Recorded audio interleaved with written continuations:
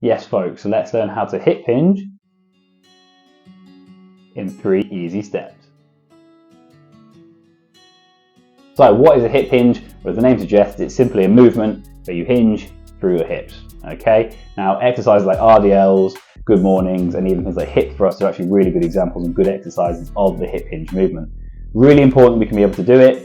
Athletes, it's very important for you. If you want to sprint fast and do all the good things that sport often throws at us, you need to be able to develop things like hamstring strength. The hip hinge is a great way of doing that. Okay, now when you see them done wrong, they look awful. What you would typically see is people round their back, might lock their legs out, and it just looks uncomfortable, looks like their spine's about to snap in half or their legs are about to split out the back of their legs. Okay, not good, you're going to get hurt, don't do it that way.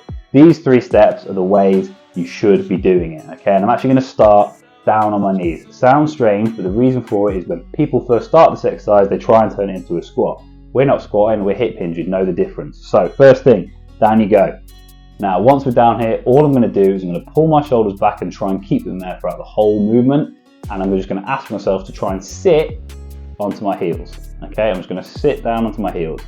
Now because I'm in this position, I can't turn it into a squat. I haven't got my knees to bend. They're there supporting my body weight in this kneeling position. So I can't bend through my knees. The only place I can bend is through my hips, and that is the whole and most important point of the hip hinge, is bending through your hips.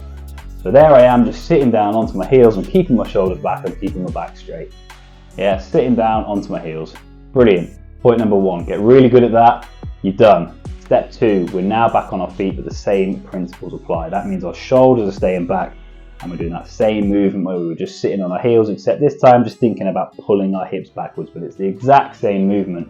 But because we're back on our feet, our knees are back in play, which means we might turn it into a little squat movement. If we do, go back to stage 1. Or think about locking your knees. Once I'm in this position, I have a slight bend, but my knees stay there. They ain't moving anymore. All the movement comes through my hips that way. Okay, once we've got that mastered and that nice lovely movement with our shoulders back and a nice straight back, we're going on to stage 3, people. That means hands are coming in front of the body. As soon as I do that, my shoulders might want to pull forward, so we've got to keep them back. But my hands are staying at the top of my thighs, and I'm just going to slide my fingertips down to my mid shin and back up, down to my mid shin and back up again. Shoulders staying back, nice straight back. Once we've done stage 3, you can start adding some weight. Could be dumbbells, could be bar, but it's the same principle. Weights in front of us, shoulders back, pull hips backwards, nice straight back, we stand back up. And there we have it.